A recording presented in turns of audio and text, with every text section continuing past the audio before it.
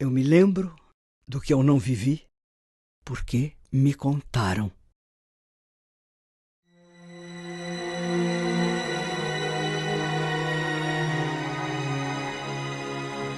É absurdo. Isso não sai da sua cabeça. E tem uma coisa que eu repito sempre, que os torturadores tinham toda a razão. A marca de tortura não passa. A marca de tortura não passa, não passa. Já faz 40 anos e a gente vai sentindo a mesma coisa e vai ficando ruim. Minha mãe e minhas irmãs foram presas na noite em que nós fomos presos e ficaram presas embaixo da sala de tortura, ouvindo as torturas que nós passávamos. Minha mãe ouviu todo o processo de morte do meu pai. Ouviu os caras comemorando, né, quando desceram com o corpo, um grita para o outro, de quem é esse presunto?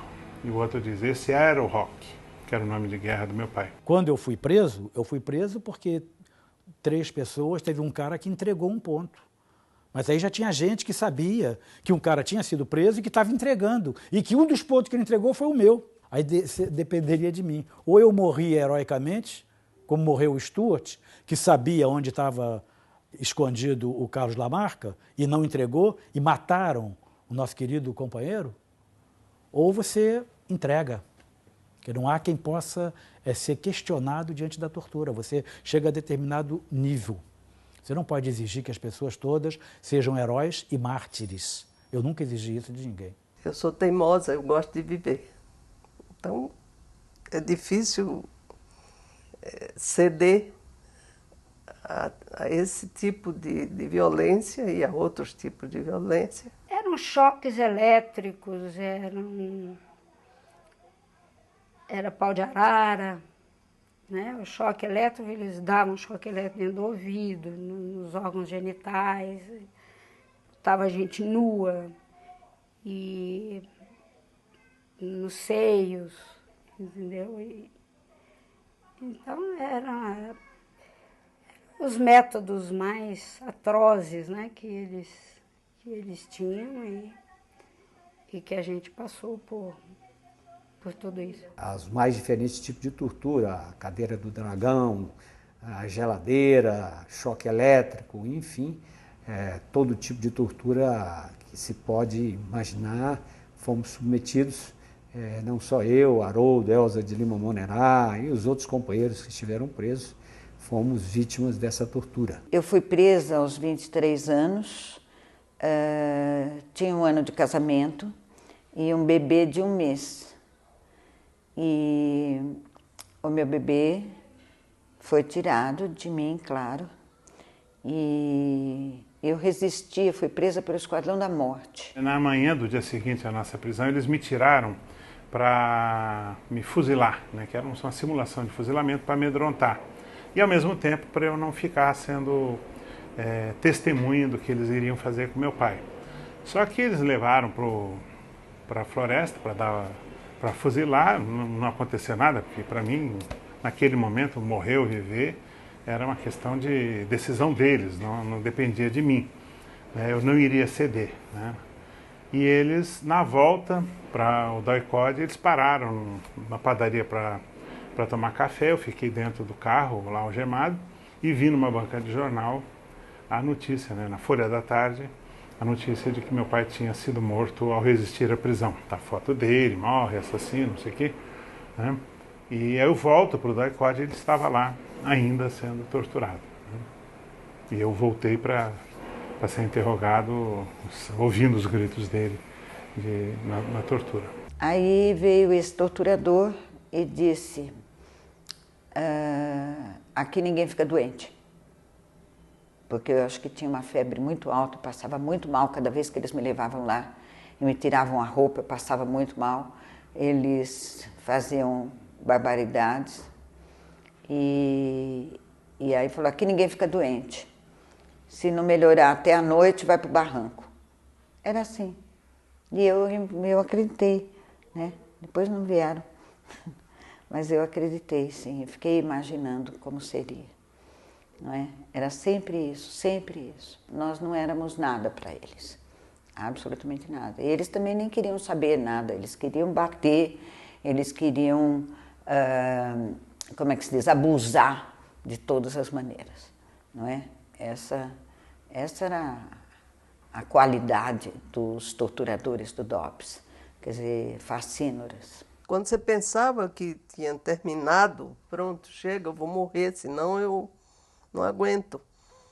Não, eu nem morria, nem... Mas era desmaio, né? Eu desmaiava, eles me reanimavam e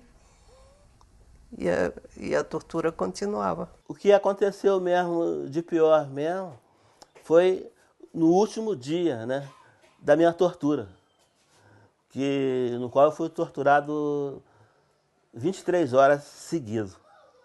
E nessa tortura de 23 horas seguidas, entendeu?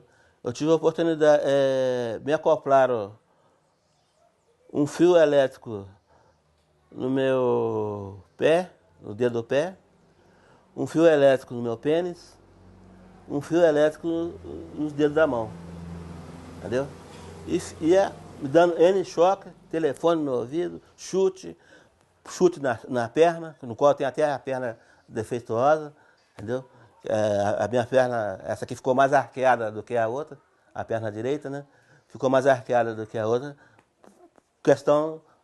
resultado da tortura. Aí eu fiquei 9 dias nesse quartinho, sem banho, sem nada, tá? Sendo bicho. O pessoal, quando ia levar comida para mim, lá os soldados, eles entravam lá dentro, botavam a mão no nariz, porque eu estava fedendo, só que eu não percebia.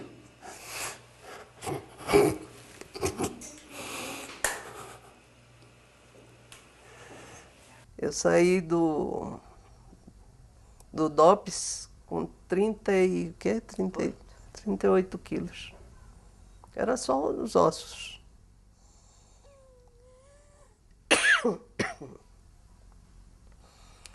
Eu dizia, eu não vou morrer, eu não vou morrer.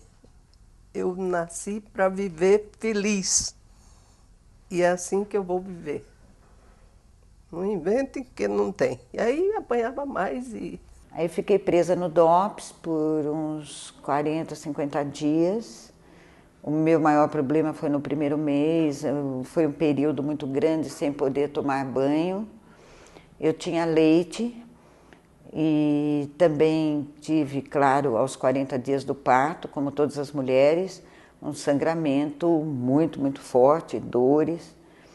E você imagina isso sem higiene, sem absorvente. E também doía muito o seio e eu apertava para o leite sair, mas também sem higiene, acabava cheirando azedo. Então foi essa a minha situação. Acho que eu virei um fiapo de pano de chão. Por conta disso, eu tive uma infecção puerperal. Segundo o meu médico me disse depois.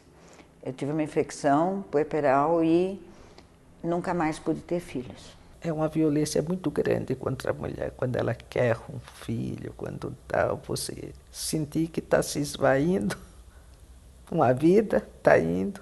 Não fui presa como as pessoas foram, a minha tortura foi uma tortura muito mais mental. Eles me atormentaram durante 10, 12 anos. Então, nesse processo, eu tive 2 abortos.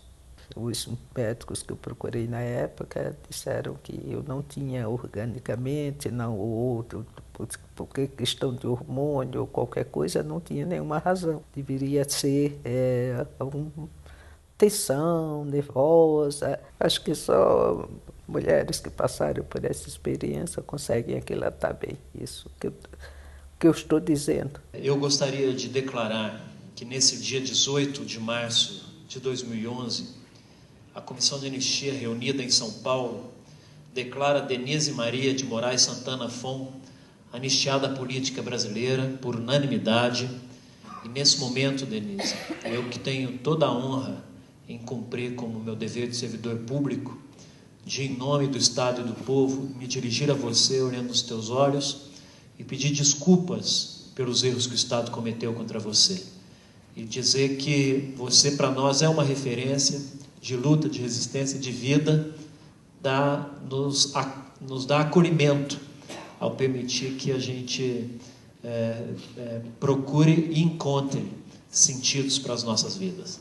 Muito obrigado pela sua luta, muito obrigado pela liberdade que nós temos hoje, muito obrigado pelo exemplo que você nos dá nos dias de hoje e pela sua presença. Muito obrigado. Mas a vida foi passando, e até que um belo dia o Estado brasileiro, através da Comissão de Anistia, pediu perdão pelas perseguições infligidas a mim, pela minha vida interrompida, que eu nunca quis sair da Paraíba, que eu adoro, quase toda a minha família ainda permanece lá. O meu emprego que perdi de professora, não, era um emprego fixo, era estável, era nomeada, era... Então, e você, e o abraço, o carinho das pessoas, assim, então eu, sei lá, a vida, inclusive, voltou a dar um certo sorriso, a ser mais rosa para mim depois disso. Eu vivi um dia magnífico, um dia cinzento como hoje. Esteve aqui na universidade a Comissão Nacional de Anistia. Nesse dia fui anistiado. Era um dia frio, do inverno gaúcho, né? E minha alma e meu corpo estavam num calor de verão. Num calor de verão, porque naquele dia, naquele momento, uma solicitação que eu havia feito ao Ministério da Justiça estava sendo julgado e eu estava recebendo um pedido de desculpa formal do Estado brasileiro. Como já havia estado preso em São Paulo, sofrendo inclusive agressões físicas e psicológicas, entendo que naquele momento era mais do que justificável o seu temor e a opção que fez pela clandestinidade, pelo menos até que tivesse mais condições para avaliar o que fazer. Eu havia sido preso um pouco antes de completar 21 anos, em outubro de 1969, indo a um congresso de estudantes secundaristas. Nesse dia, uma viagem de ônibus, na época demorava muito tempo, a São Paulo. O congresso havia caído e quando chegamos no famoso ponto, onde se encontravam quem ia para o congresso e os organizadores do congresso, com todas as senhas, sinais, estava a polícia política do estado de São Paulo, a equipe do DOPS, né? Nós fomos presos, um colega que estava comigo, Kleber Maia, mineiro, fomos presos e levados ao DOPS. O processo de tortura começou já na caminhonete, uma Rural Willys, né? Minha boca foi aberta por um revólver, e a primeira ameaça de morte ocorreu ainda na caminhonete, e com todas as ofensas próprias daquela situação. Eu fiquei preso um mês no DOPS de São Paulo e depois um mês no DOPS do Rio Grande do Sul. E é legal quando você fala da tortura e não descreve, porque não é bom descrever. Porque ela fica no corpo e ela fica na alma, né? E é bom também que aconteça, porque aquele tempo de construir o país do não me lembro, a caravana pode fazer o país do eu me lembro, e não quero nunca mais que aconteça. Nós queremos, em nome do Estado, em nome do povo brasileiro, lhe pedir desculpas oficiais pelos erros que o Brasil cometeu contra o senhor. As nossas homenagens e que o senhor possa continuar como essa referência para a nossa juventude no seu grande trabalho de educador. As nossas homenagens, muito obrigado pela sua presença aqui conosco. Minha família estava toda presente desde o meu pequeno netinho de alguns meses, um neto de 8, 9 anos, que disse que foi, ainda hoje ele me disse que aquela foi uma das manhãs mais cansativas da vida dele. Se foi cansativa para ele, com seus 8 anos, para mim foi de uma emoção quase inigualável, quase tão grande, ou talvez tão grande, quanto o nascimento do neto e dos filhos, né? De certa maneira, eu me sentia nascendo para a cidadania ao completar 60 anos de idade. São pessoas que há muito tempo aguardam, por parte do Estado, um gesto de reconhecimento, um gesto de carinho, um gesto de atenção. Cidadãos que nunca romperam o seu amor pela sua pátria, pela sua nação, pelo seu país, a despeito de tudo o que esse Estado fez contra elas. Portanto, é um momento de muita emoção, com uma carga emocional muito significativa, mas que recompõe e que restaura para aquele cidadão o orgulho e o sentimento de felicidade para viver no seu país, um país que mesmo tanto tempo depois, reconhecendo esses erros, entende que é preferível a justiça tardia do que a injustiça permanente. A tortura é um crime contra a humanidade. Peço licença para a requerente para falar um pouco sobre o que ela passou na prisão. Lembrar é necessário. Lembrar para nunca mais esquecer. Quem esquece não luta pelo fim de tal atrocidade. Portanto, por mais doloroso que seja a lembrança, ela é necessária. Diz a requerente que, na cadeira do Dragão, foi agredida com socos no estômago. Fizeram um fuzilamento simulado, puseram-na em situações impossíveis de serem suportadas por qualquer ser. Permanecia nessas posições por horas até que caísse. E então recomeçavam as intermináveis e cruéis sessões de tortura. Meu irmão não acreditava que existisse tortura no Brasil. Eu discutia com ele poucos dias antes da minha prisão. Quando eu fui presa, ele tinha um amigo militar. Ele ficou desesperado com o meu desaparecimento e meu marido teve que entregar minha filha para ele, porque não tinha como ficar com ela e continuar sendo perseguido. E meu irmão pediu a esse amigo que ajudasse a me encontrar. Só que esse amigo era do serviço secreto. E ele levou diretamente na Operação Bandeirantes. Meu irmão não pôde entrar no início, ficou fora, mas escutando dos guardas. Essa moça que chegou não fala, eles vão matar. Ele arranjou um jeito de dizer que o amigo dele estava lá dentro e foi. E escutou o que estavam fazendo comigo. E escutou, principalmente, que eu negava que eu era eu. Eu tive que negar durante 2 dias que eu era eu, Eliana Tadei Bellini, que era o nome que constava. Porque eu não podia deixar que chegassem na minha filha, que chegassem no meu marido. Então, 2 dias eu aguentei e meu irmão não entendia por que eu não dizia que eu era quem eu era. E só que a presença dele confirmou quem eu era. E ele queria vir aqui para dizer o que aconteceu, eu não permiti, eu não queria, eu quero poupar a minha família. Eu não queria que eles escutassem essas coisas todas. Talvez eu seja um pouco covarde, apesar de dizerem que eu tenho tanta coragem, porque eu não permiti que minha família viesse aqui. Não permiti. Meu marido tinha feito reserva de passagem, eu pedi que, por favor, ele não viesse. Minha filha queria vir. Eu disse não, porque eu não vou aguentar. E meu irmão, até ontem à noite, ele ligou de novo aqui, eu já estava, dizendo, eu vou. E eu pedi que não. Por esse ato, em nome do Estado e do povo, nós queremos lhe pedir desculpas pelos erros que o Brasil cometeu contra a senhora. As nossas justas homenagens, que seu exemplo de vida possa servir de referência para milhares de mulheres e jovens desse país. Nosso muito obrigado, essa nossa homenagem. Espaço de escuta pública das vítimas. A força do testemunho. Caravanas da anistia.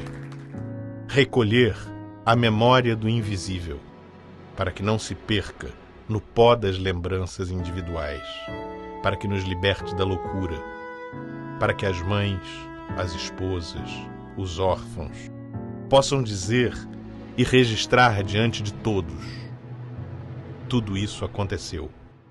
Não é febre, não é delírio.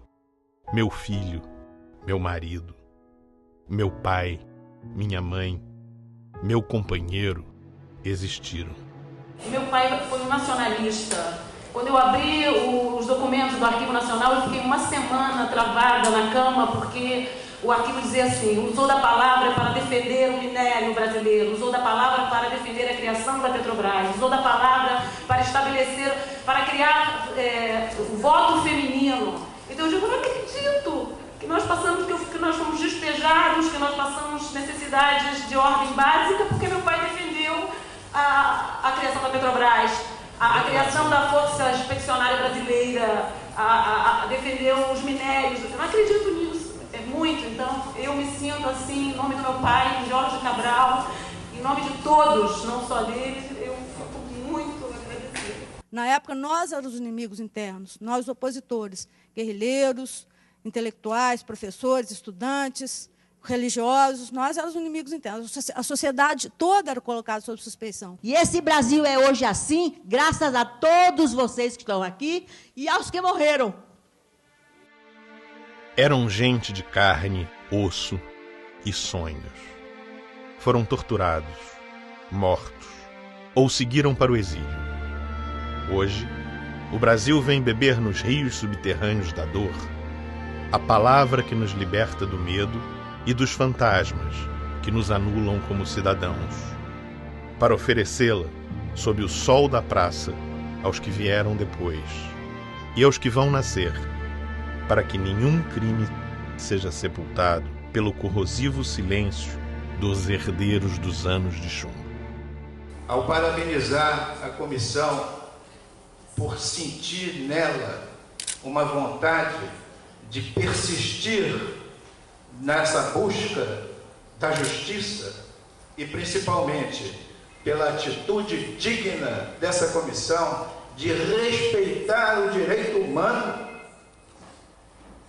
respeitar as pessoas, respeitar a biografia delas, a história delas, eu devo dizer o seguinte, que esse reparo, para mim, chega tarde demais.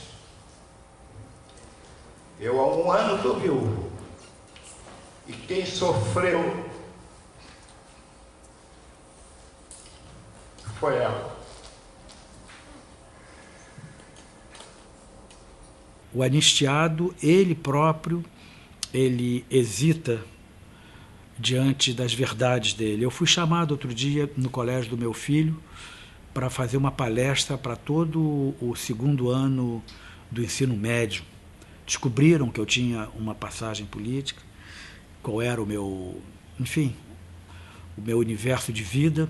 Mas é difícil de você pensar o que dizer para essa garotada, para essa meninada. Com as caravanas, nós permitimos o encontro das gerações passadas com as gerações presentes, de modo em que as novas gerações se inspirem no exemplo de luta e resistência e tomem para si a responsabilidade do aprofundamento de tantas conquistas democráticas que uma geração anterior tanto lutou. Olha, eu nunca escondi nada dos meus filhos, né? Então, só que eu não acho justo chegar e bater na testa da pessoa. Ah, fui preso, teu avô foi morto.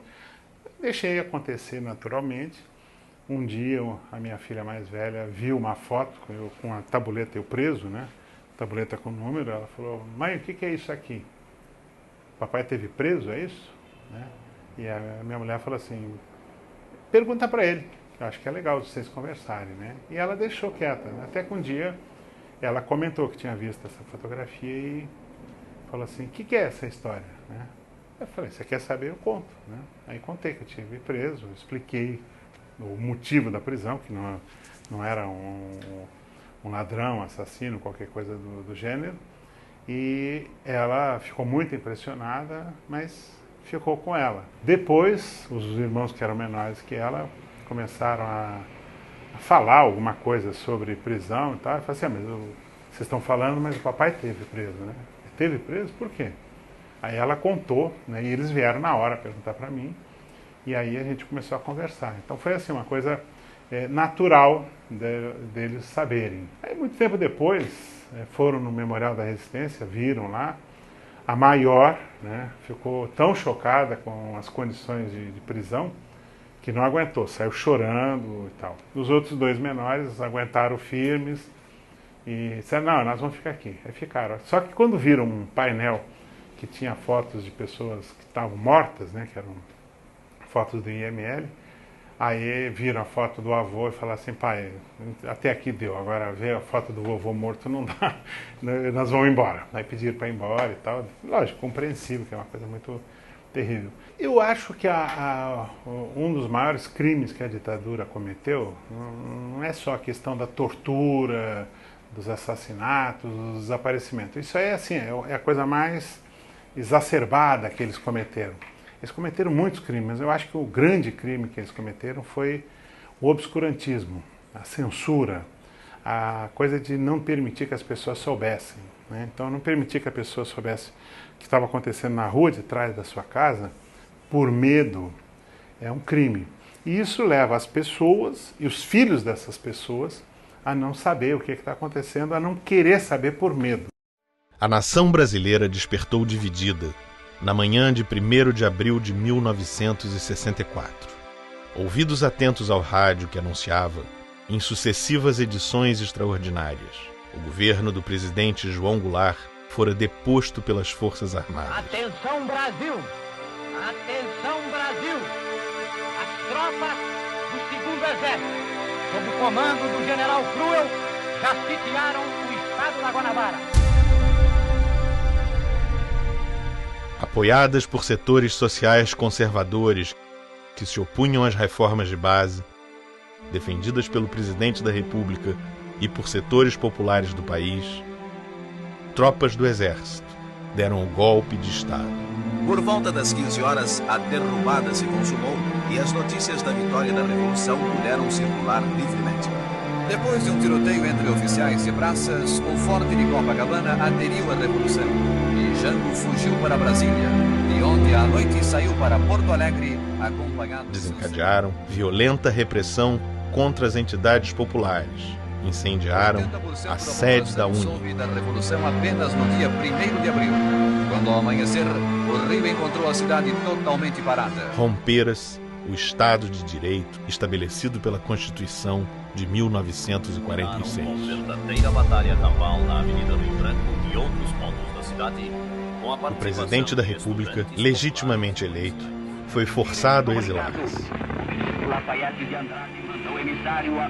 Os generais e seus aliados civis usurparam o poder, rasgaram a Constituição e atribuíram-se a legitimidade da boca dos canhões. Defenderei e cumprirei com honra e lealdade a Constituição do Brasil. Caminharemos para a frente com a segurança de que o remédio para os malefícios da extrema esquerda não será o nascimento de uma direita reacionária. Baixaram o primeiro ato institucional para investigar e punir os inimigos do novo regime. Criaram as comissões gerais de inquérito e instauraram os inquéritos policiais militares. Fecharam o Congresso, cassaram os mandatos dos parlamentares opositores, extinguiram os partidos políticos. Em 7 meses, produziram mais de 500 intervenções em sindicatos de trabalhadores. Seus dirigentes foram destituídos, presos, torturados ou forçados ao exílio. As ligas camponesas foram desbaratadas, seus líderes perseguidos, presos ou mortos. Ficar longe do meu filho, o primeiro ano de vida dele, foi impossível. Até hoje, para mim, é impossível pensar isso. Quando eu saí da prisão, eu fui conhecer meu filho. O que merecem pessoas que tiram os filhos das mães? Que não permitem que se amamente. O que merece esse tipo de pessoa? O que merece quem acha que abusar de você nessa situação não é interessante? Então, é muito complicado isso. Até hoje, acho que não só na minha cabeça, no meu coração, mas o que representa, o que fizeram com tanta gente, e coisas muito piores do que fizeram comigo na história do Brasil.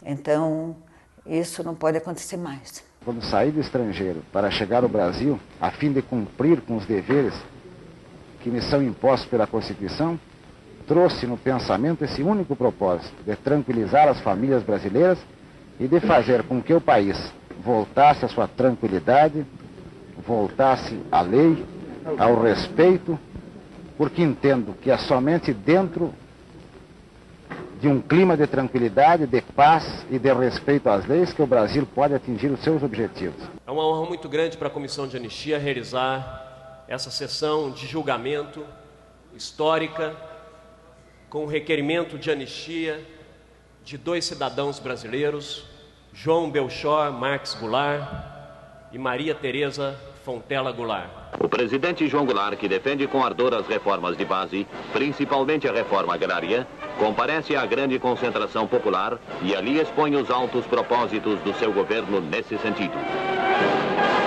Nós não poderíamos deixar de apreciar nessa ocasião, na data da República, o requerimento de anistia do presidente João Goulart.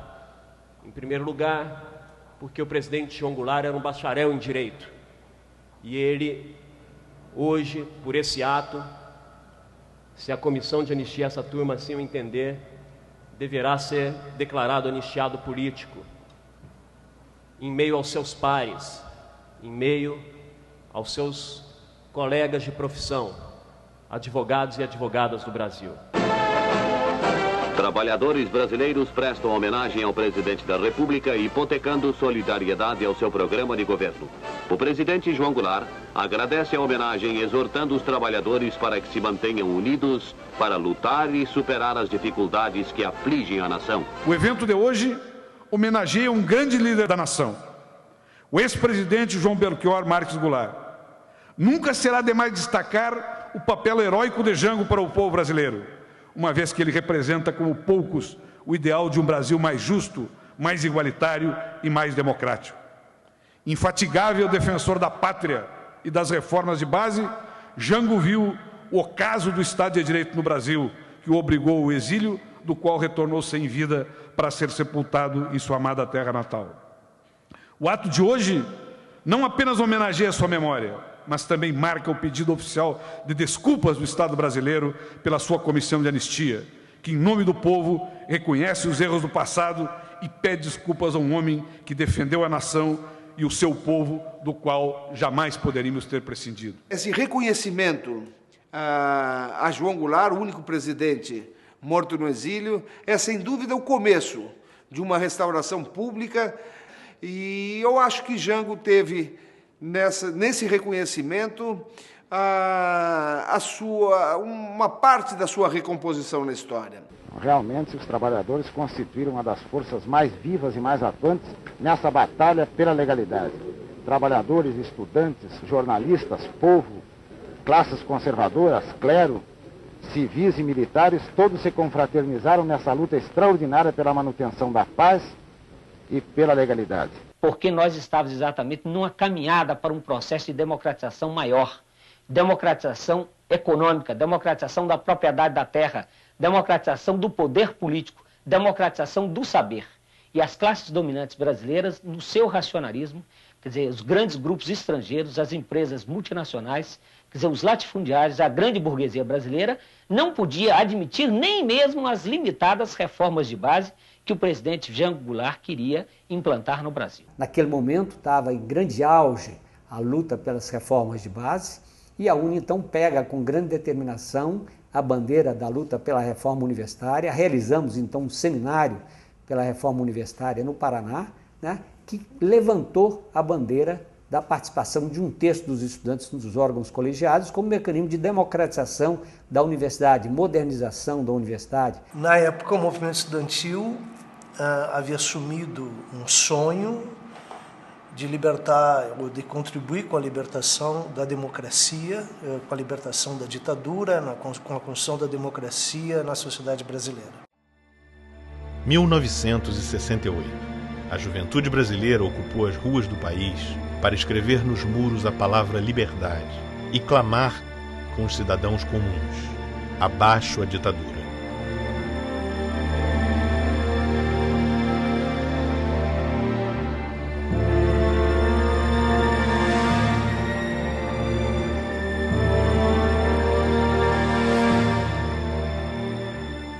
Em março, a repressão assassinou o estudante Edson Luiz. As agitações estudantis no Brasil começaram no dia 28 de março, quando uma estudante foi morta em frente a um restaurante do Calabouço. Continuaram após o seu enterro e culminaram com verdadeira batalha naval.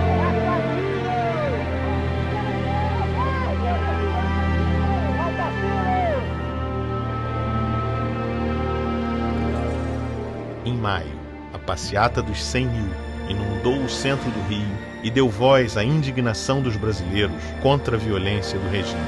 A gente precisa ficar sabendo de uma vez por todas que eles sempre vão apelar para a violência. E ai de nós, se nós não nos prepararmos para essa violência. Em outubro, 800 jovens foram presos em Ibiúna, no Congresso da UNE. Nós temos a grata satisfação de realizar no dia de hoje, aqui nesse terreno esse que abrigou a sede da UNE e da UBS por tanto tempo, de um modo histórico, realizar essa nossa terceira caravana da Comissão de Anistia do Ministério da Justiça, visando o julgamento no turno da tarde de hoje de uma série de requerimentos de estudantes que, à época da ditadura militar, eram estudantes e que foram perseguidos pelo regime autoritário. Num ato de coragem do ministro Tarso Genro, da Comissão de Anistia, do seu presidente, né, que procurou exatamente tirar a Comissão de Anistia das paredes de uma sala do Ministério da Justiça para levar para os diversos segmentos sociais, para que esses processos de anistia se fizessem com mais celeridade e que a sociedade pudesse exatamente ver a transparência nesses processos. Então, durante um congresso da UNE, quer dizer, houve esse processo de anistia, eu fui anistiado o então ex-presidente da UNE também, Jean-Marc von der Weide. E é necessário não só fazer justiça com as pessoas que foram vítimas, com seus familiares, né, mas também resgatar a história de luta pela liberdade e pela democracia. Na época da ditadura, quem se opunha às suas normas, aos seus mandamentos, à sua autoridade, acabava que nem o Aldo Arantes e tantos de vocês aqui, certamente torturados numa cela da Operação Bandeirantes. A noite se fechava sobre o país. 13 de dezembro de 1968. A noite absoluta. O terror de Estado erigido lei. O general Costa e Silva assinou o ato institucional número 5, uma monstruosidade jurídica ancorada exclusivamente na força. O Congresso fechado. O Instituto Definidor do Estado de Direito, o habeas corpus, abolido.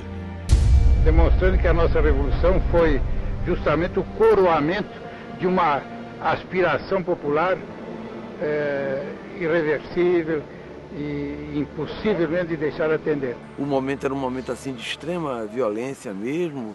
Quem se opunha ao regime era perseguido e meu pai inclusive foi executado e depois a gente descobriu isso assim de uma forma muito clara, né? Meu pai era um homem proibido de ser visto, de ser ouvido, tudo fizeram para silenciá-lo, inclusive o seu assassinato tinha esse objetivo. Na noite de 4 de novembro de 1969, foi surpreendido por uma emboscada planejada pelo DOPS, sendo assassinado por agentes da repressão. Ocorre que quando os militares aqui da Bahia souberam que a família efetivamente iria a São Paulo e reivindicava fazer o sepultamento, eles providenciaram o sepultamento assim na calada da noite de meu pai e ele foi infelizmente sepultado como um indigente e quando chegamos lá o sepultamento já havia acontecido e a gente pôde apenas prestar aquela homenagem, né, lá em São Paulo, eu e um dos tios meus. Nesta época era considerado pelo DOPS um dos maiores teóricos do comunismo brasileiro e eventual substituto de Luiz Carlos Prestes, não só por sua cultura, mas também pela perfeita politização vindo de mais de 30 anos a favor do marxismo-leninismo. Disposto a permanecer no Brasil e a enfrentar a ditadura através das armas, desligou-se do PCB em dezembro de 1966 e fundou a Ação Libertadora Nacional, ALN, em 1967, para enfrentar a ditadura de armas em punho. Ele foi vítima desse pesado silêncio sobre ele que se impôs ao país. Marighella era um nome maldito, como disse Jorge Amado. E lutar contra esse silêncio que se abateu sobre ele, sobre essa tentativa de fazer com que a nossa população o ignorasse, o esquecesse e não soubesse dos seus feitos, essa é a tarefa desse momento. Carlos Marighella tem seu nome cravado na lista de heróis do povo brasileiro.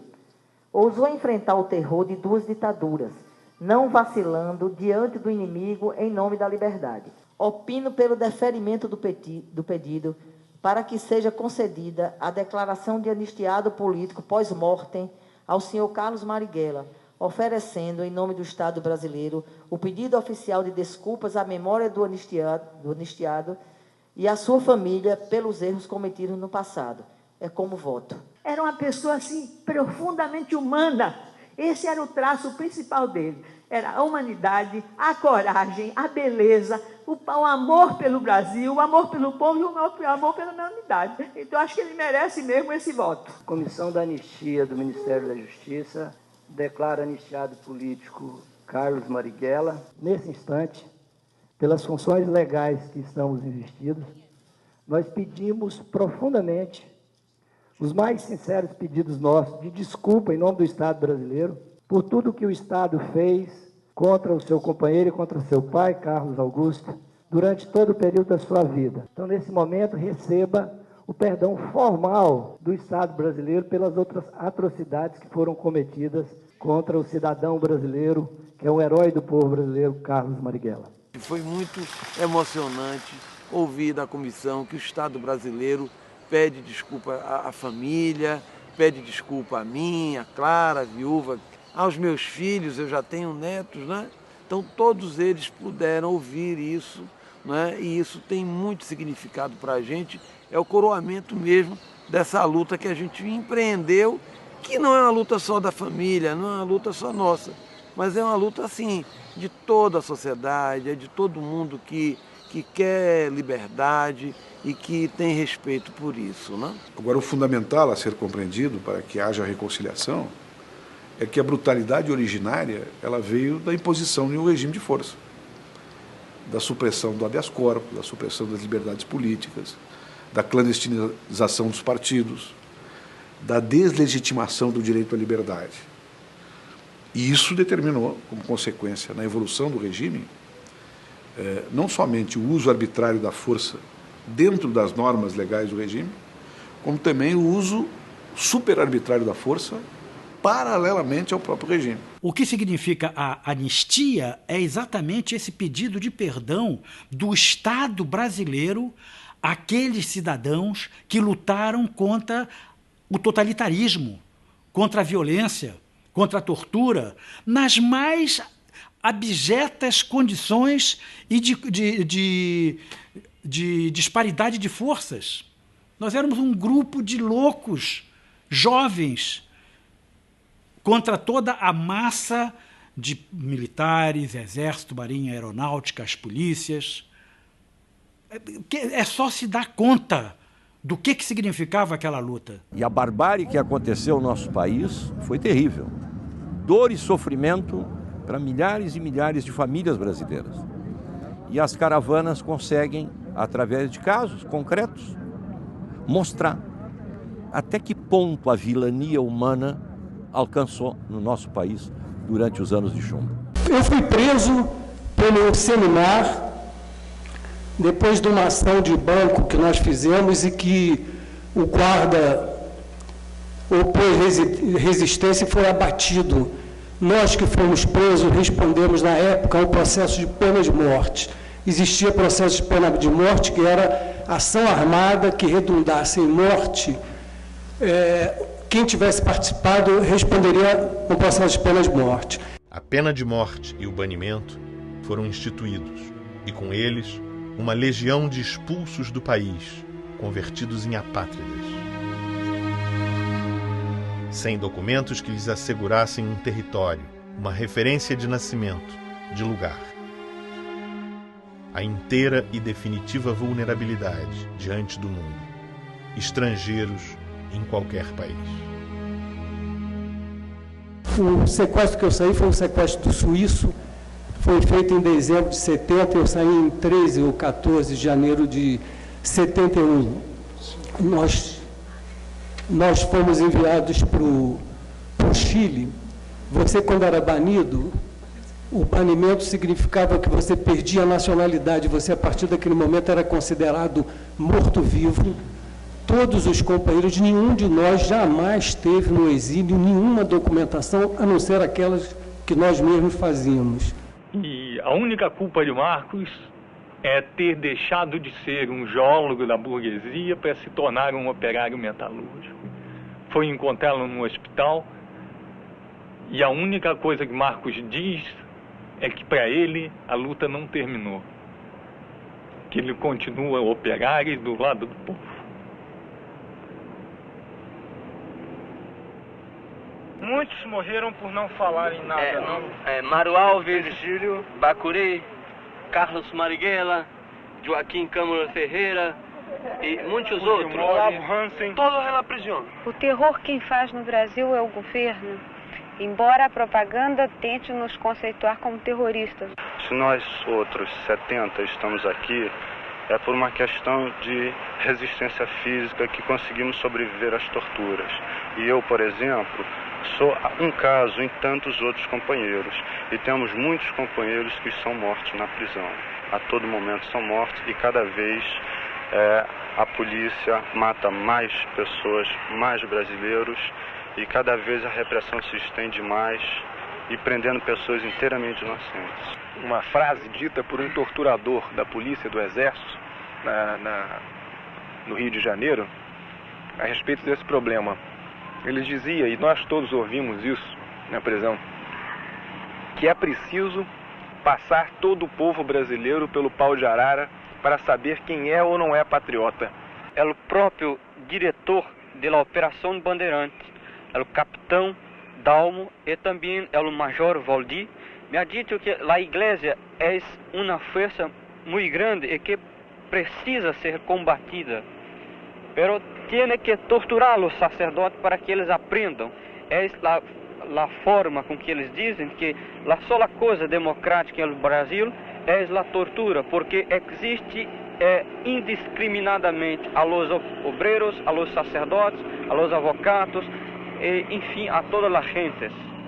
Eu gostaria que nossa companheira mostrasse as cicatrizes resultantes das balas que lhe perfuraram o corpo. Uma bala nos pulmões, outra no fígado. Uma perfurou o pulmão e o fígado, né? Direito. And I lost my thumb. Here. Oh, God. Eu devo dizer que, apesar de haver processo de pena de morte na época da ditadura, todos os mortos da ditadura, a ditadura matou um sujeito no pau de arara, amarrado, sufocado, e matou a sorrelfa, completamente clandestino. Os espaços políticos se fecharam.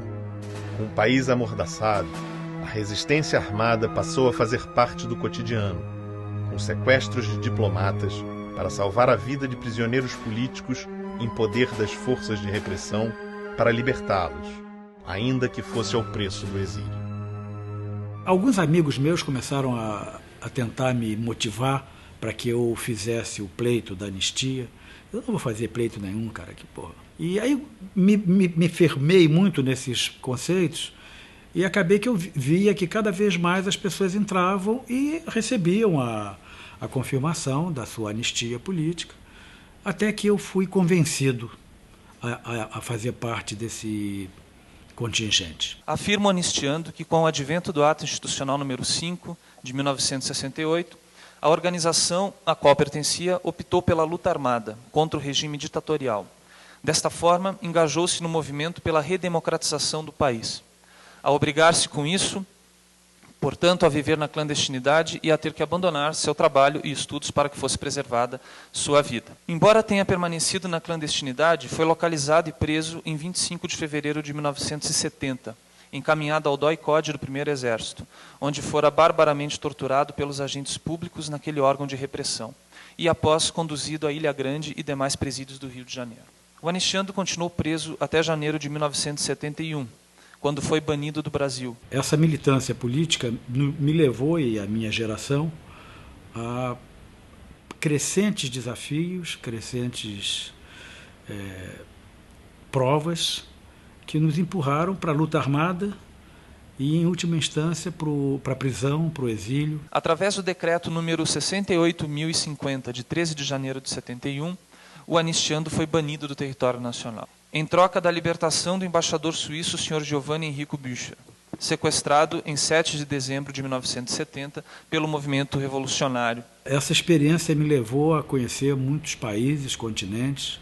Estive no Chile, na época do golpe militar que derrubou o presidente Salvador Allende, estava lá. No período que permaneceu banido do país, ou seja, 9 anos e 8 meses, o governo brasileiro não lhe forneceu documento de identificação algum, permanecendo na condição de apátrida até a promulgação da Lei de Anistia de 1979.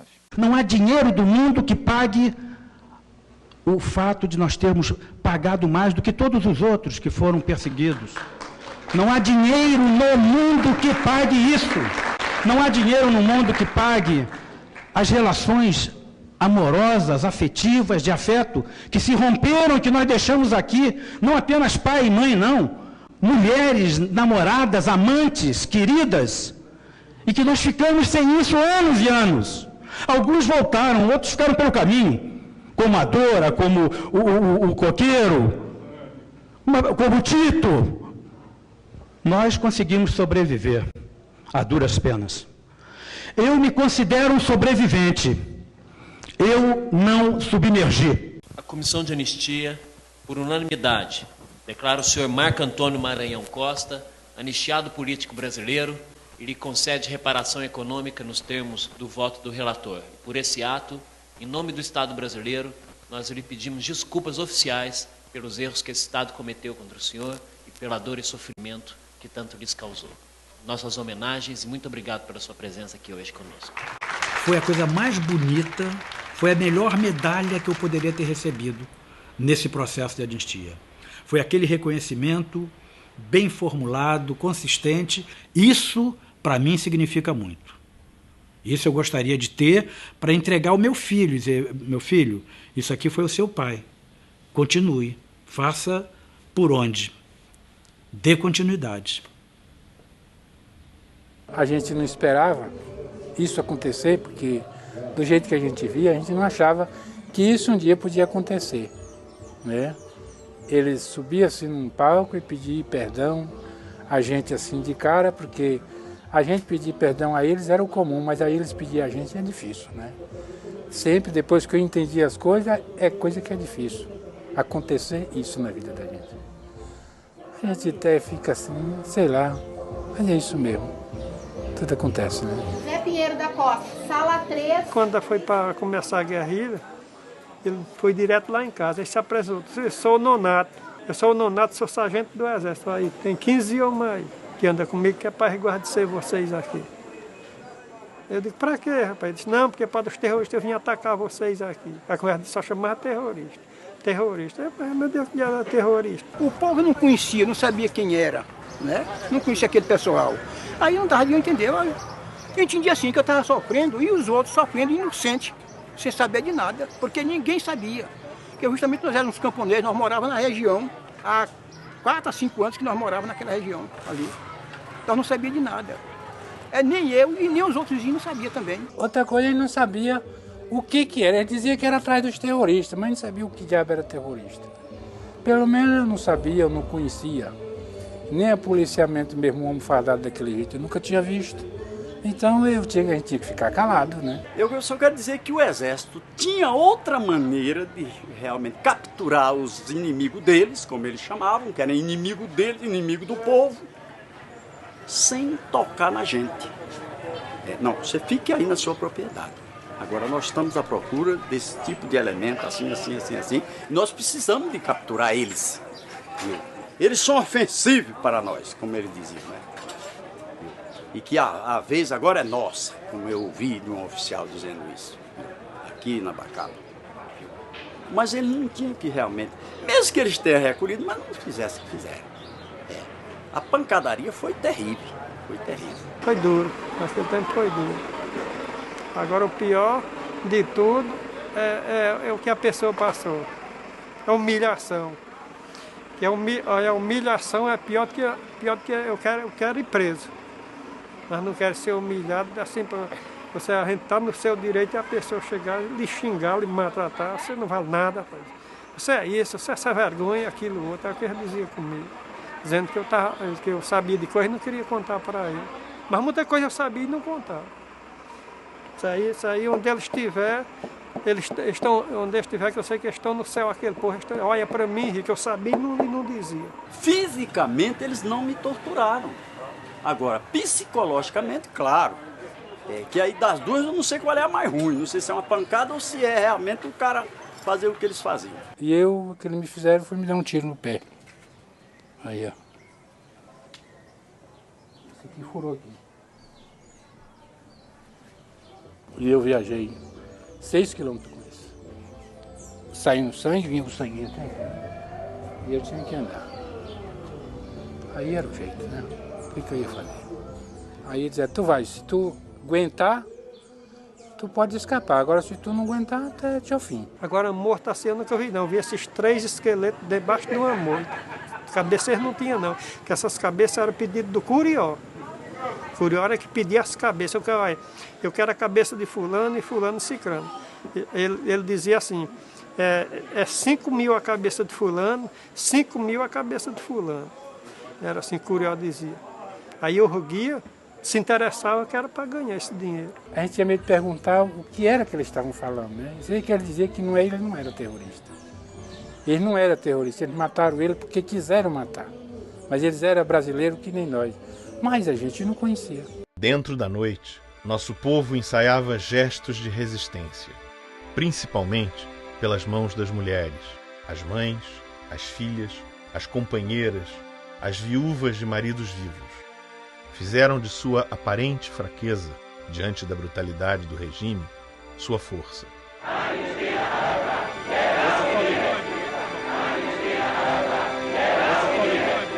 Aqui não haverá anistia. Essa foi a resposta dos generais. Mas fora acesa a centelha. Multiplicaram-se os comitês brasileiros pela anistia, estimulados pelos familiares de presos e desaparecidos políticos, dos exilados e pelas organizações populares. Escrevemos nos muros, levantamos nas faixas, levamos na boca o grito necessário: anistia, ampla, geral e irrestrita. A luta pela anistia se encontrou com a força dos movimentos populares que sacudiram os alicerces do regime. As pessoas falavam de esperança, de liberdade, de justiça. A greve de fome dos presos políticos desafiou a sensibilidade de parlamentares. A visita de Teotônio Vilela aos presídios deu o sinal. Chegou o dia de encaminhar ao Congresso o projeto de lei de anistia. E a anistia veio, desfigurada, imperfeita, inconclusa, mutilada pelos vetos, distante da anistia ampla, geral e restrita que a sociedade demandou nas ruas. A luta continua! Foi aprovada a Lei de Anistia em 22 de agosto de 1979, imposta pela ditadura a um parlamento submetido por medidas de força, sem pactos, sem acordos. Nem sequer libertou todos os presos políticos, mas permitiu o regresso de muitos que se encontravam no exílio. Por que você demorou tanto para voltar? Ah, não pergunte isso para mim, não. Pergunte para quem me impediu de voltar. E que ainda vai continuar impedindo outros de voltar, como Teodomiro Romero dos Santos, que ainda está em Paris, condenado, é exilado ainda, não tem direito ao passaporte. Você não é o último exilado? Eu não sou o último exilado. Quando o Herbert Daniel volta e fala que ele não é o último exilado, ele dá um exemplo, como Teodomiro Romero dos Santos, que permanece em Paris, impedido de passaporte e voltar ao país.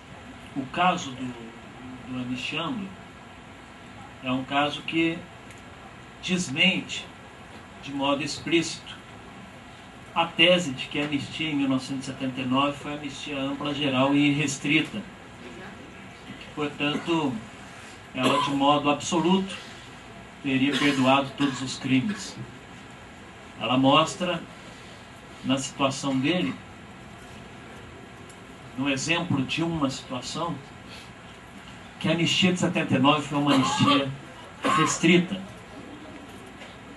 e que ela, inclusive, não permitiu a soltura daqueles que haviam sido incriminados nos denominados crimes de sangue. Esse voto não pretende esgotar e detalhar todos os fatos, documentos, narrativas que o requerente expôs em seu pedido a esta comissão, contidos em 3 volumes de processos e quase 500 páginas. Trata-se apenas de uma singela homenagem ao ex-perseguido político, condenado à morte pela ditadura militar brasileira, com apenas 19 anos de idade. Teodomiro foi alvo de intensa perseguição dos órgãos da Justiça Militar, réu em 3 denúncias de autoria do procurador militar Antônio Brandão Andrade, que resultaram nos seguintes processos criminais. Processo 6170, condenado por unanimidade de votos à pena de morte em 25 de março de 1971, como infrator dos artigos 33 da Lei de Segurança Nacional. Posteriormente, com recursos ao Superior Tribunal Militar e Supremo Tribunal Federal, a pena de morte foi comutada em pena de prisão perpétua e 30 anos de reclusão, respectivamente. Em agosto de 79, o requerente foge da penitenciária Lemos de Brito, onde cumpria a pena.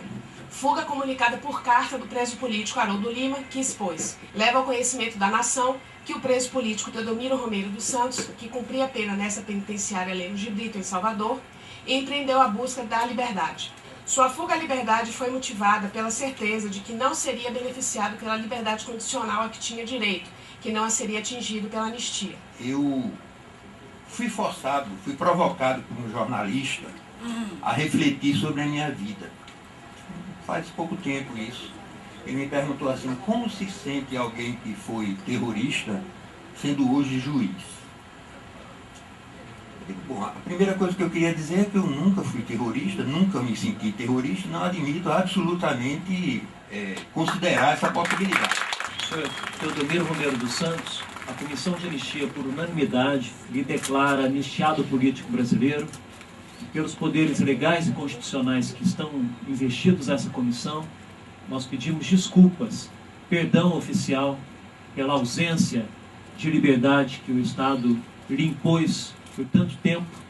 Muito obrigado às nossas homenagens. A necessidade de revelar os crimes de tortura cometidos por agentes do Estado, em nome do Estado, se constitui numa necessidade para os fundamentos da edificação de uma democracia sólida. Uma audiência pública da Comissão de Anistia, na sede do Ministério da Justiça, pela primeira vez de modo oficial, questiona o primeiro artigo da Lei da Anistia, que estende este benefício aos torturadores. Discute que os crimes de lesa humanidade são imprescritíveis e não passíveis de anistia. Uma nova batalha jurídica se instala no Brasil, para respeito aos tratados internacionais de proteção dos direitos humanos.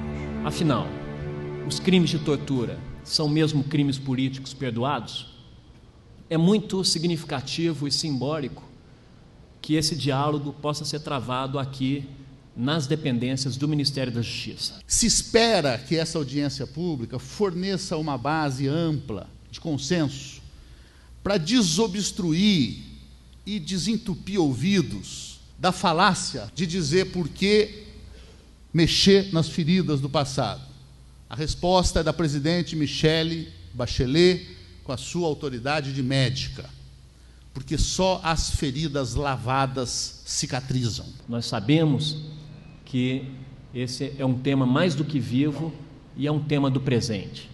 E nós também temos consciência daquela máxima de que o futuro da tortura é o próprio futuro do torturador. A maior parte do que se conseguiu avançar até agora, a pressão da sociedade civil, e é essa sociedade civil que levou o governo brasileiro a avançar numa estratégia importante lembrar que é de Estado, que ultrapassa os marcos de mandatos governamentais. Nós sabemos que a responsabilidade para se levar adiante o processo de responsabilização dos agentes torturadores, hoje cabe ao Poder Judiciário brasileiro. A ideia central de reconhecer à sociedade brasileira, às vítimas, aos familiares, aos movimentos de direitos humanos, a legitimidade da exigência de abertura de todas as informações,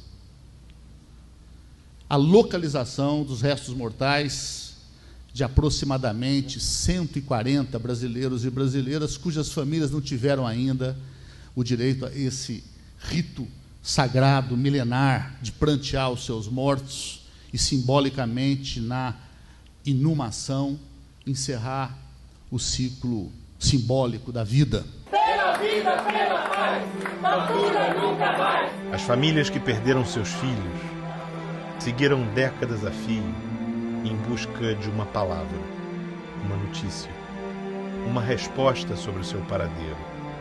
Travam hoje, a cada dia, uma interminável batalha pelo direito à memória, à verdade, à reparação e à justiça.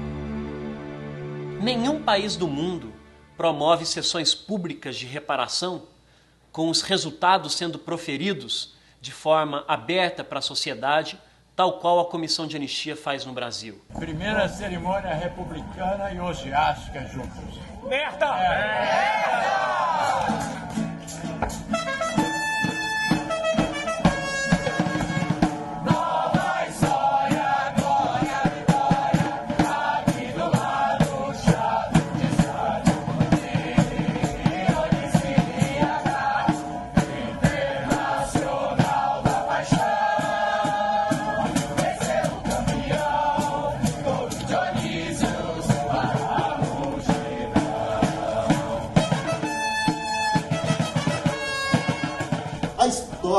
Se desenrola após o golpe de 64 e se estende até 1979, com a anistia política. Cabe resgatar o ambiente cênico ou histórico vivido no país e, consequentemente, e que está inserido no nosso anistiano, personagem principal dessa história. A minha tribo, quando entra na aldeia, índio não faz cara feia, não deixa a frecha cair. Tupi, tupi, oh, nó, tupi. Zé Celso, nosso personagem, buscava um autor que traduzisse a sua inconformidade com o momento, a sua rebeldia, a sua criatividade anárquica e frenética, que permitisse dar vazão a uma proposta estética e cultural que revolucionasse o teatro brasileiro. E encontrou sua inspiração no Rei da Vela. Porque o teatro é uma orgia. O teatro acontece porque é uma assembleia de pessoas juntas, mas em que as pessoas vão se entregar à loucura, ao direito da anarquia. E vão coroar a anarquia. É a função social do teatro, é ter um anarquista coroado. No teatro você pode tudo. Tudo você pode matar, como Macbeth, você pode fazer o que você quiser. Enquanto isso, seus filhos cantavam a toda voz. Podem me prender, podem me bater, podem até deixar-me sem comer, que eu não mudo de opinião.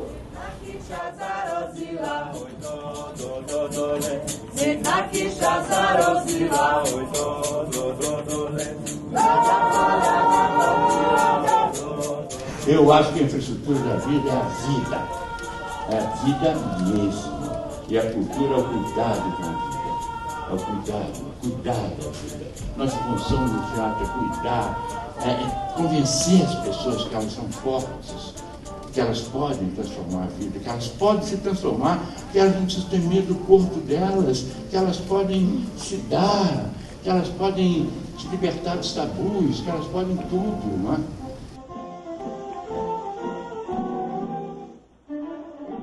Sua primeira prisão ocorreu em 15 de maio de 1964. Mais um percalço de nosso personagem, Infante Terrível, que foi então obrigado a prestar declarações na Secretaria de Segurança Pública, DOPS, com o claro intuito de intimidação em seu processo criativo.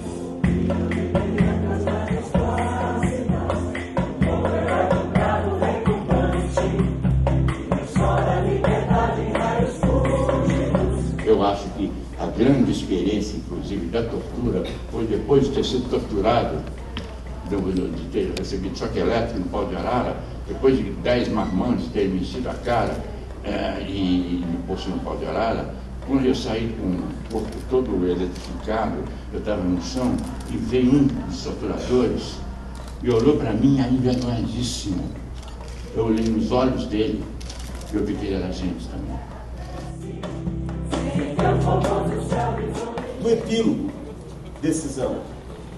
Restam demonstradas de maneira cabal que tanto a pessoa do anistiando quanto a sua arte extrapolaram as fronteiras do teatro brasileiro.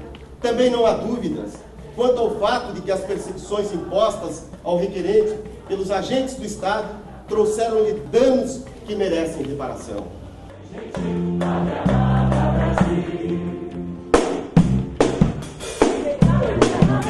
Eu me orgulho muito de ter conseguido tomar, desde que Roda Viva,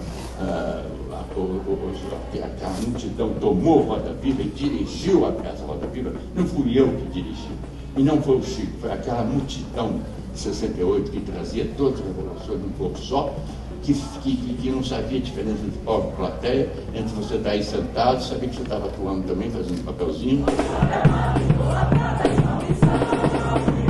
Fiquei muito feliz de acontecer publicamente essa cerimônia republicana e estou muito grato dessa presença do Estado tomando essa atitude.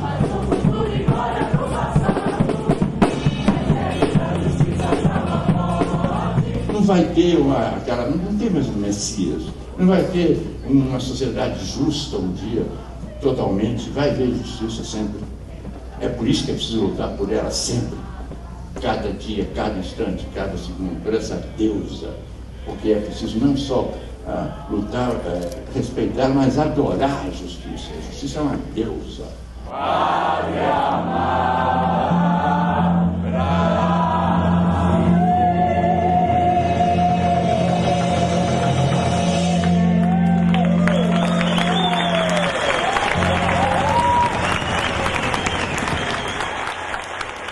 Por unanimidade, a Comissão de Anistia do Ministério da Justiça o declara anistiado político brasileiro.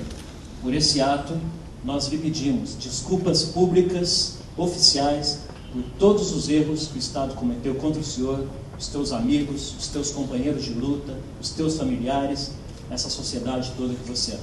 O seu exemplo de vida, de luta e de resistência em favor da ruptura com a cultura ao medo continue contaminando a todos nós com muito orgulho. As nossas justas homenagens e muito obrigado pela oportunidade. Foi um ato de Glauber Rocha, foi um blefe de Glauber Rocha. Passou um telegrama para os militares dizendo que Jacqueline Kennedy, Elizabeth Taylor, Marlon Brando e não sei quem mais exigiu a minha soltura. Quem é você, Glauber Pedro? Você, Glauber de Andrade? Você, Glauber Rocha? Deus e o diabo não estão em lugar nenhum. Só o sol continua a queimar a rocha. Quem é você? Quem é você? Quem é você? Quem é você? Abertura e instalação da sessão de julgamento e composição da mesa. Vai começar o julgamento. Julgamento de quem? Não é de quem, é de quê. Hoje vamos apreciar aqui um pedido de anistia política. Anistia daquele que aquele rapaz não parava de perguntar naquela música. Quem é você? Quem é você? Quem é você? Um homem. Um brasileiro. E nesse processo, nós vamos saber quem é ele, o que ele fez e, o mais importante, o que fizeram com ele. Nós estamos aqui para compreendermos historicamente que as ditaduras não conseguem conviver com a criatividade. As ditaduras não suportam a liberdade de expressão. 1964. O golpe militar atinge o cinema brasileiro no momento de sua ascensão, de grande explosão de criatividade, de filmes como Vidas Secas, de Nelson Pereira dos Santos, Deus e Diabo na Terra do Sol, de Glauber Rocha, e Os Fuzis, de Rui Guerra, que representam o apogeu do cinema novo em sua proposta original. São filmes de diferentes estilos que permitem ao autor a sua participação na luta política e ideológica em curso na sociedade brasileira. Glauber Rocha, em Terra em Transe, de 1967, procura expressar a sua perplexidade, fazer um novo diagnóstico em face aos desafios dos acontecimentos. Terra em Transe representa o máximo da reflexão dramática e cinematográfica sobre o golpe militar. Em 17 de novembro de 65, Glauber Rocha é preso. A partir desse momento, intensificam-se o monitoramento de Glauber Rocha pelos órgãos da ditadura. Documento do Centro de Informações da Marinha, o CENIMAR, datado de 21 de setembro de 66, informa, entre aspas, o controle da indústria cinematográfica e das exibições de filmes está, atualmente, nas mãos de comunistas, a quem compete a seleção, indicação e distribuição das películas, coisa do maior interesse. Os executores das diretivas partidárias do PC no setor cinematográfico são, e citam vários nomes, e dentre eles o nome de Glauber Rocha. Em consequência, Terra em Transe é proibido em todo o território nacional, no mesmo ano em que o apartamento de Glauber é invadido e revirado pela polícia política. Glauber decide sair do país para seguir na divulgação de sua obra, sem posteriormente conseguir voltar. A logística do cinema novo tem características de guerrilha, poucas pessoas, revezando-se nas diversas funções de feitura do filme e formação de uma rede que potencializa os esforços do autor. Segundo ele, a única solução é fundar no Brasil um Estado novo, com cinema novo. Sou rigorosamente nacionalista, sou antissoviético, anti-americano, anti-chinês, anti-social-democracia europeia. Acho que no Brasil nós temos realmente possibilidade de criar um modelo político novo e essa ideia não é um absurdo do ponto de vista da imaginação. Ela encontra raízes, inclusive, em nossa cultura. Esse voto é um registro conscientemente singelo da vida de Glauber Rocha, de sua militância política e artística, pela transformação social do país, contra a ditadura, pela liberdade e pela libertação do povo brasileiro, contra a repressão e a valorização de sua cultura, de suas raízes, para que seu nome, juntamente com o de outros artistas já anistiados, fique registrado nos arquivos públicos da Comissão de Anistia. Eu quero agradecer a todas essas pessoas que prestaram essa homenagem tão grande, tão bonita ao meu filho. Eu sofri muito com toda a vida do meu filho, mas agora eu estou feliz porque sei que ele foi reconhecido hoje com esse hino de beleza que acabaram de dançar aqui nesse parque. Me emocionou, muito obrigado, muito obrigada. É isso aí, vamos continuar lembrando de Glauber, com toda a sua genialidade, mas também com todos os seus defeitos. Que ele, onde estiver, esteja nos ouvindo e participando dessa festa. Obrigada.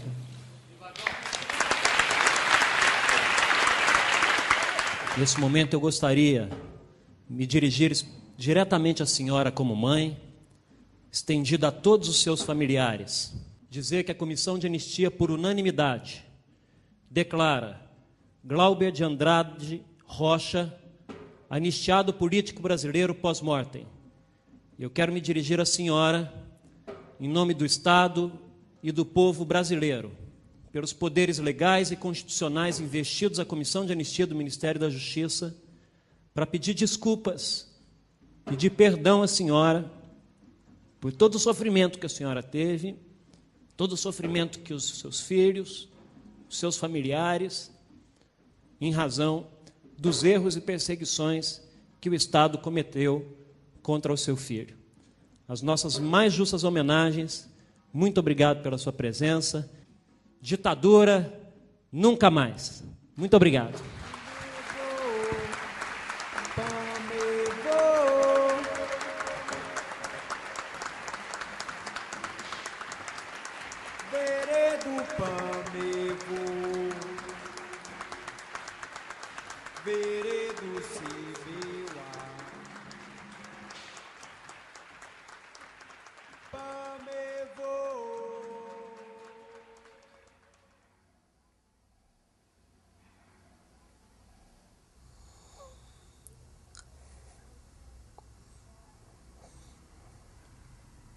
Eu já encontrei alguns. E agora tem um que mora perto de casa. E eu olho bem para a cara dele. E ele se enrosca todo e sai correndo. Sai. Mas ele mora num trecho que nós moramos. Ele trabalha ali. Ele mora, trabalha. Mas Eu o vejo praticamente todo dia. E ele enfia a cara assim e passa. É inevitável que mesmo que a cidade grande como São Paulo, a gente acaba encontrando com as pessoas, mesmo aquelas que a gente não quer, né? E eu encontrei algumas vezes com alguns deles, né?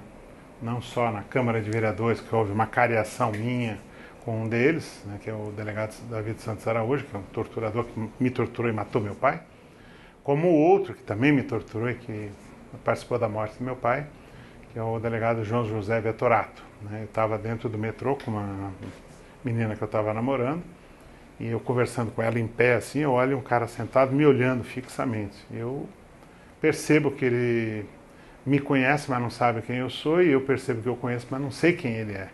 E eu conversando com ela, olhando para ele, conversando com ela, olhando para ele, de repente eu reconheci quem era, acho que na mesma hora em que ele reconhece também quem eu era, né? E aí ele me olha fixamente nos olhos, tentando me intimidar, eu não abaixo a cabeça, eu olho para ele e ele não aguenta e abaixa a cabeça, né? E aí ele levanta a cabeça e tenta de novo me encarar e eu não tiro o olho dele e ele, covarde, abaixa a cabeça, né? E chegou um momento que eu resolvi fazer uma brincadeira, calculei mais ou menos quando o trem estava parando, né?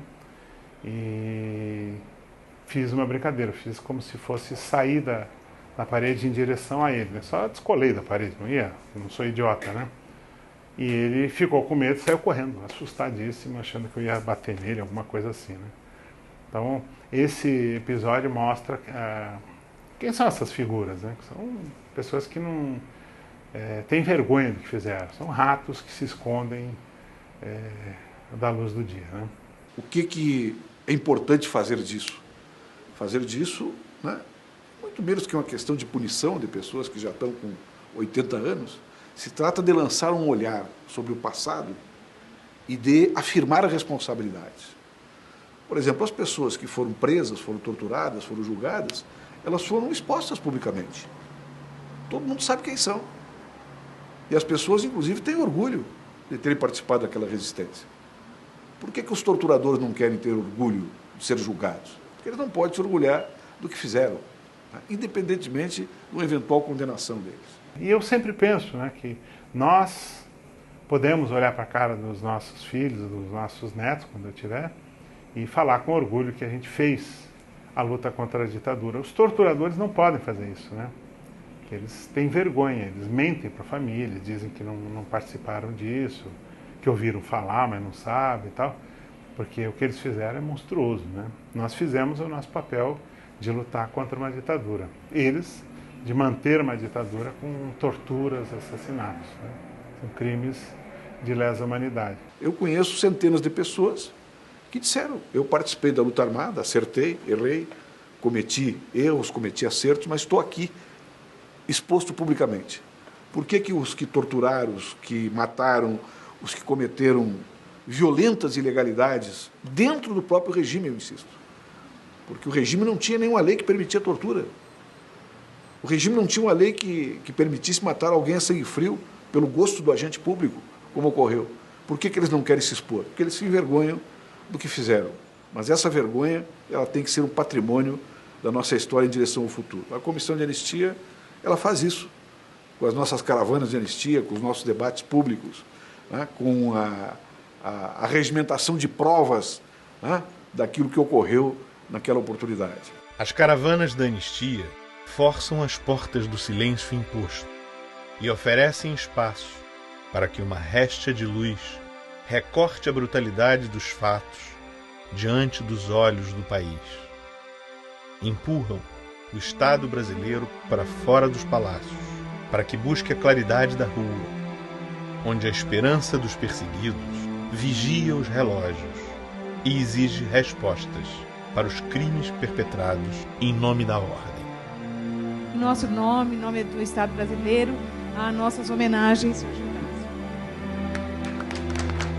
O conceito de anistia se modifica. Se no passado ela era entendida como uma forma de esquecimento, uma forma onde o Estado perdoava aqueles mesmos que ele tinha perseguido, a anistia agora é entendida enquanto memória, enquanto um gesto que o Estado brasileiro se dirige aos cidadãos que ele prejudicou e pede desculpas oficiais pelos erros que ele cometeu. Uma memória que o país precisa recuperar com urgência, para que essas barbaridades que aconteceram, não só contra os jovens, mas contra os camponeses, contra operários, né, contra mulheres, não volte a acontecer. Né, para que aquela experiência sirva para o Brasil superar essas tragédias, né, que visam sempre preservar o privilégio de poucos e impedir que a democracia se constitua para todos. Por isso a gente defende a Comissão de Memória, Verdade e Justiça, né? E que se examine tudo isso, claro, com o foco especial nas torturas, nas perseguições, nas mortes e nos desaparecimentos. Nós ainda temos muita gente desaparecida. É impossível que um povo não tenha direito de saber o que aconteceu num período da sua história. É impossível que a verdade não possa ser colocada para gerações que não viveram nesse período e para as próprias pessoas que viveram naquele período e até hoje foram impedidas de saber os fatos que envolveram suas vidas, a vida de seus filhos, de seus parentes, dos seus companheiros. Quando a gente não aprende com a própria história, a gente repete a história, na forma de farsa, mas repete. Esse é o grande perigo.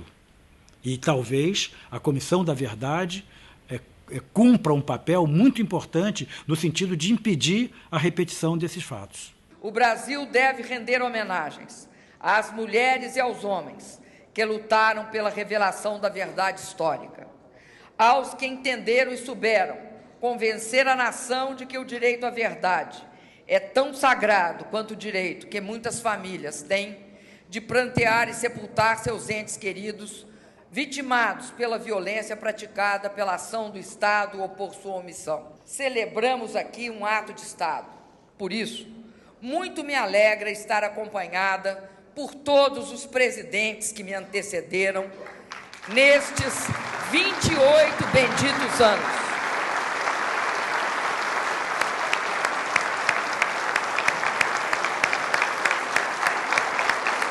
O Brasil merece a verdade. As novas gerações merecem a verdade e, sobretudo, merecem a verdade factual aqueles que perderam amigos e parentes e que continuam sofrendo, como se eles morressem de novo e sempre, a cada dia.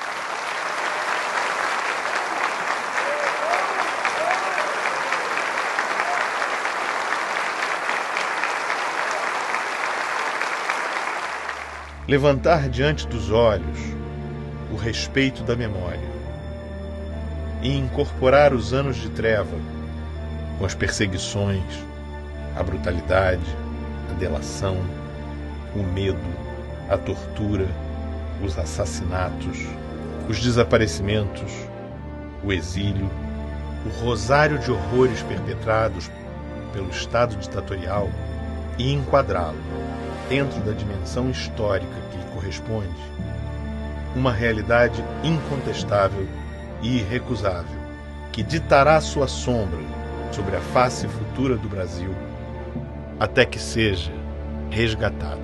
Quando a gente fala em fazer o arquivo dos documentos, eu acho importantíssimo, porque nós agora estamos numa situação particular. Antes era rasgar, e agora é recuperar.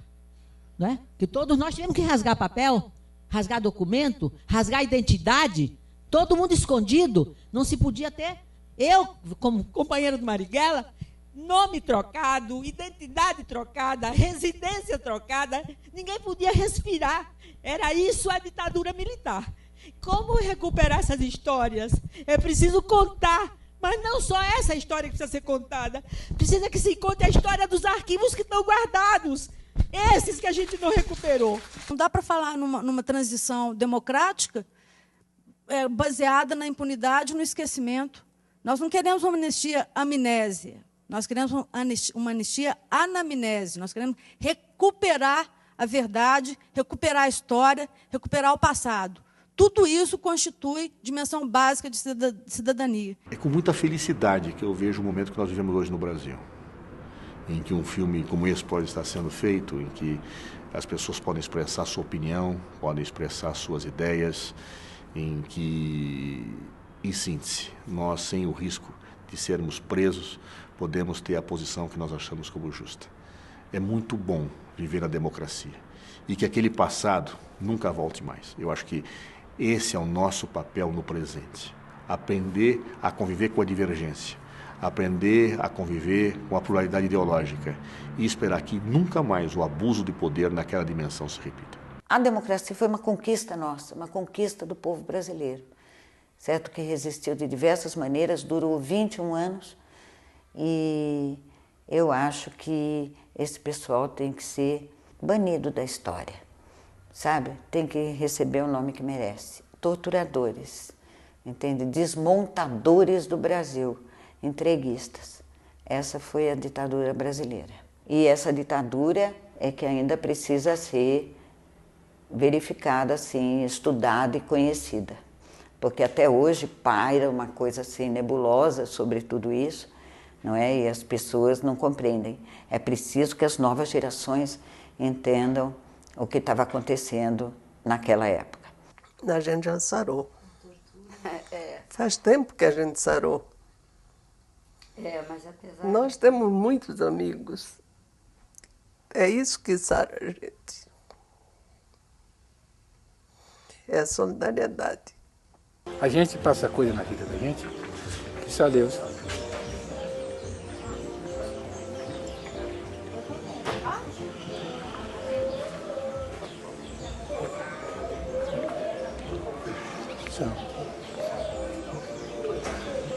Eu tenho a consciência tranquila de que nós fizemos e me orgulho disso, faria de novo, com o maior orgulho, porque eu acho que nós estávamos fazendo a coisa certa. Né? Eu faria tudo de novo, entendeu? Porque é um compromisso meu, é um compromisso de vida. E digo mais, respondendo ao brigadeiro conselheiro, que se eles estão com as armas guardadas e voltarem, vão me encontrar pela frente outra vez. Se eu voltasse ao passado, eu faria tudo de novo. Valeu a pena, sim. Vale a pena. A gente continua militante até hoje. Até amanhã, até sei lá quando.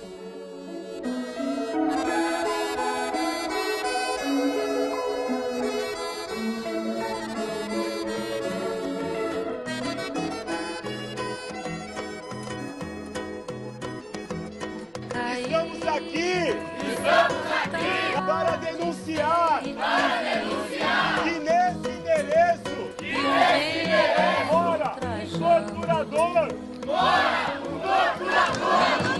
Lembrou nunca mais.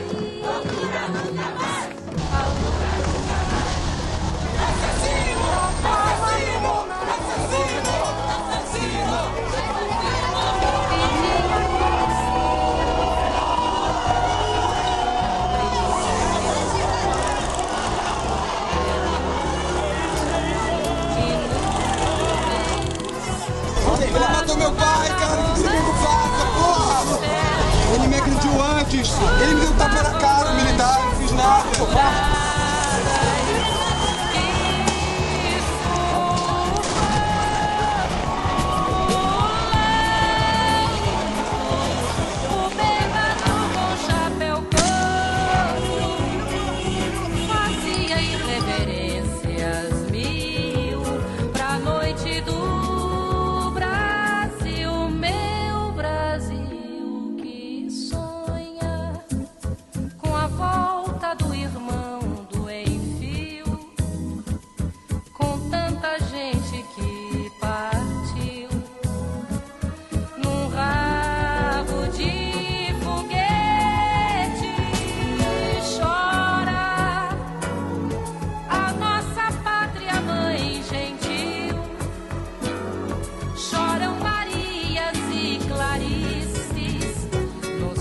Do Brasil, mas sei que uma